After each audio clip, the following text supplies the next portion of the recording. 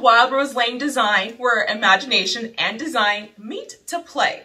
And I hope to inspire you this holiday season with my little mini series of small scale changes you can make in your home. I know a lot of people already have decorated for the holidays, but I hope that I can encourage you to spice it up a little bit. Just add a little something that you didn't do before. And today I thought, what better way to start than with our fall tablescapes? So I'm inviting you over to my house to set the table with me. But before we get started, I'm gonna need you guys to tickle that subscribe button and punch that notification bell so that way you're notified when I upload videos weekly. Okay, let's get started. Numero uno, what gets you excited for this time of year? Do you love Halloween and you just wanna keep it throughout all of the holidays coming up?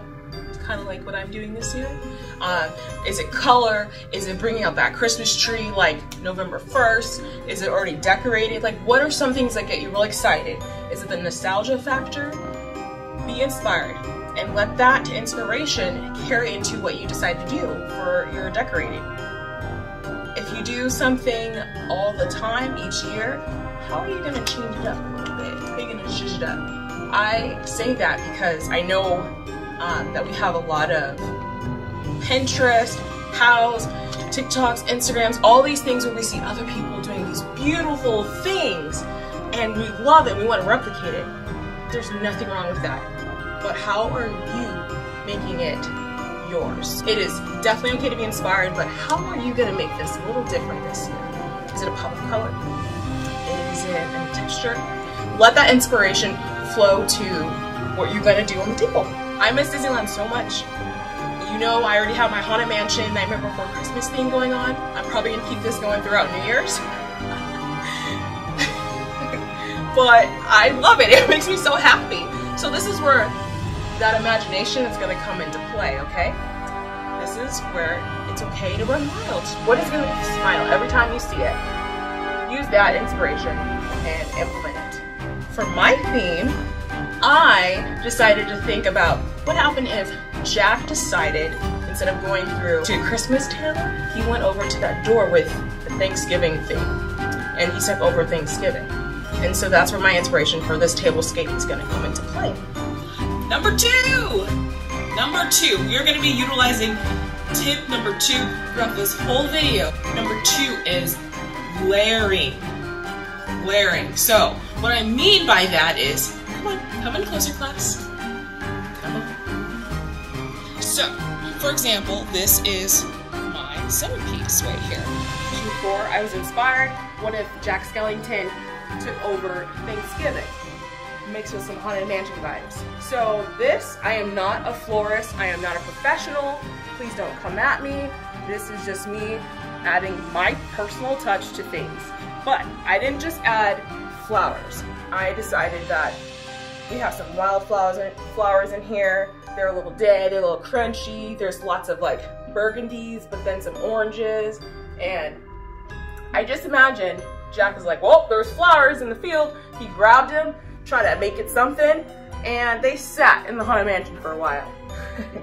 And then we have some pretty roses in there because we need it to be a little elegant. But I added some cobwebs here. You know, I love the texture of the different flowers. Over time, when this starts to dry out, I'm gonna still appreciate having this because it still ties in with my theme. Here, I layered, I add cobwebs. I didn't just add one little flower. I just kept putting different elements in there, and I thought about the texture, the color. You know, I just used my imagination and went with it. So, how are you going to add layers to your table? Don't worry, there'll be a lot of different examples that you can use throughout the rest of the video. These are some of my extra elements that I added. So I had these glass vases from Michael's. They're relatively cheap, and I just thought I would put this in front of everyone's personal place setting. And I painted it to just look kind of like a bone, but also just like rusted and distressed. And like at one point it might have been something really nice, but I also added that whole found in a field. I was inspired by some of those fall autumn colors and added some cobwebs here. Just also black spray paint, and then I just added like gold paint and just added like just a touch, just for some detail. It's in here, and so I have it here, just kind of rested. So I'm gonna have these in front of the table That is another way I'm gonna layer my table, is not just having one centerpiece, but adding flowers and a personal setting to each place setting. Number three is a tough one, guys, okay? I'm gonna break number 3 so hard in this whole video, and you might too, but number 3 is make sure it's functional, okay? Case in point, we have this beautiful vase here, but say I'm seating someone here, they can't see the person across from them. You can't see anybody here. It's just in the way. There's no way you can have a conversation. So if you are gonna have something, make sure it's really tall so that people can see around it, or make sure it's in the middle and you put your settings on either side of it, and that's okay. People across, they'll make do, it'll be fine, but this is tall enough where it's okay. We're gonna also talk about this a little bit more once I put the place settings here, but make sure people have room, a little room, especially if we're doing, you know, a Friendsgiving or just something, and we need a little bit to eat our food, guys. You want to make it comfortable. So make sure you space things out so that it's functional for conversation, for feeling comfortable to eat. Make sure it's not in tight quarters. I'm telling you why I'm going to break this rule, because this table is very narrow and my place settings are very wide. So it's going to look crowded. So hypothetically, my guests would be a little uncomfortable. And in the past, I've probably done that. And then I just go, you know what, but it's pretty though, and that's fine. So let's make it more like a guideline. I like that. It's more of a guideline. Tip number 4, have some nature on your table and make sure it's real. So I love our synthetic pumpkins and gourds, but I think something that just brings a lot to a tablescape is having something that's real. So let's make sure we have some, you know, maybe a gourd or a pumpkin, some fruit, a cornucopia. If you have a cornucopia and you do have a couple of those synthetic fake pieces of fruits, sneak a real piece in there. And just keep an eye. Pumpkins last for a pretty good amount of time, so that's a good element to add. So if you are collecting something from outside, tips, make sure you wear gloves, have a bag with you to collect, have scissors if you're going to be cutting things, or if you're just picking up branches and stuff off the ground, and just kind of have fun with it. But make sure you rinse it off and leave it in your garage for like maybe a day. Make sure everything's all clean and then bring it into your house. That's a really important tip that I may have or may not have learned the hard way. But yeah, so just add some really fun pieces. I love this. I found this at Trader Joe's. I can't remember what it is, but it's like a hybrid fruit or something. And I love this color. It's so rich. It's fun. Pumpkin King vibes. I just really love it. So I'm adding these to my table now.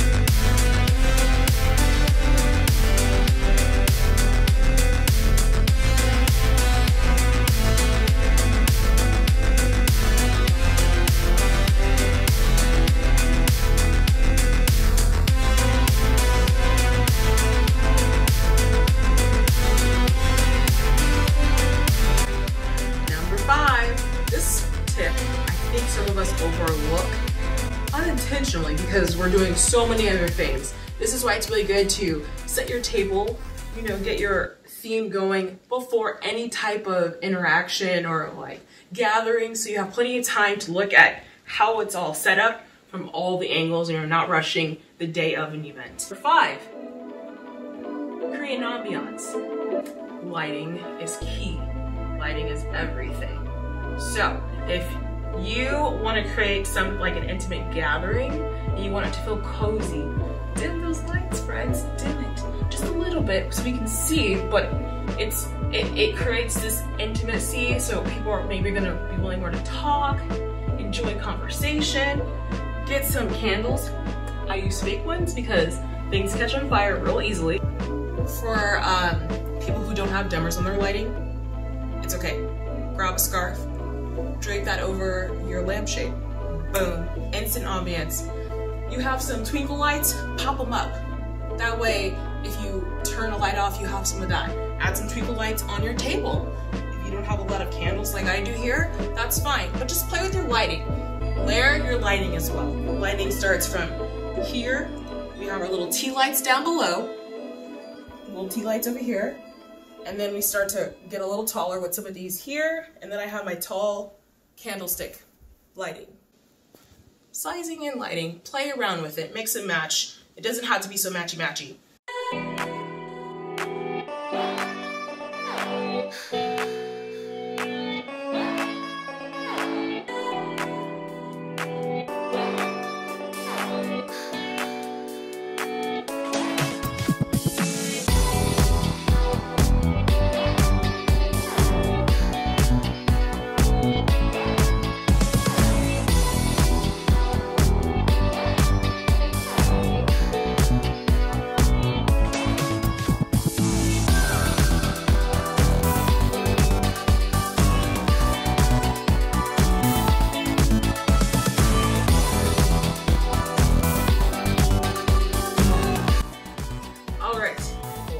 Before, my table is very narrow, but I wanted to be able to create a full example for you guys. So please excuse the actual place settings here because some plates are hanging off, it's a little wonky, it's not as cohesive as I would definitely prefer. But this is just for example. So I have my plates here which add color. I've got little horse creatures on them. It's okay to use what you have. Make it a little eclectic, fun. Or if you're a little extra like me, go ahead and find some special plates or pull out that china that you never use. That's what it's for. And use some vintage pieces. Oh, a good place to look for those thrift stores, secondhand stores. Perfect. Boom. They have a lot of this stuff around this time also. Number 6, it is make it personal and interactive. Okay, you just did all of this work and it's beautiful. You have friends come over, or you and your immediate family are just sitting down for dinner, and why not make it fun? Nothing like a nice little icebreaker, so have little place cards here with names or a little questionnaire or a game just to kind of get people to interact with not only each other, but maybe have something like, how many pumpkins are on the table? Or how many roses are in the centerpieces? Or how many people have owl plates? You know what I mean? Just have some fun with it, you guys. Like, we just did this great, beautiful thing. But a gathering is nothing if we don't have community and actually communicate with each other. It's about creating memories, not just sitting in a museum of beautiful things. It's not just for a picture. It's for creating memories and moments together. So, make it personal and interactive. That, if anything else, do that. Just do that. What do you guys think? I kind of love it. But, something, I think I missed a step.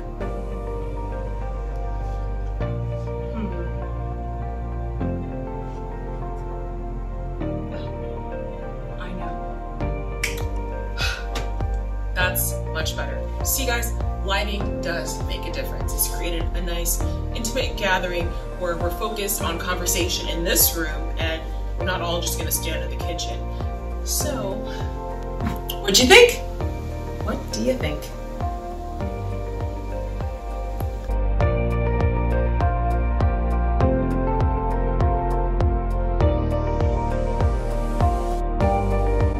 Thank you so much, neighbors, for coming over and setting the table with me. I hope that you were able to learn a few new tricks and tips to elevate your tablescape for the holidays, and that it gets you excited for trying something new. Comment below on some of your favorite traditions that you do when it comes to decorating for the holidays. And don't forget to go to my Instagram or Facebook for more details on how this project turned out at Wild Rose Lane Design. And if you like this video, hit that like button and share it with a friend. And as always, thanks for watching.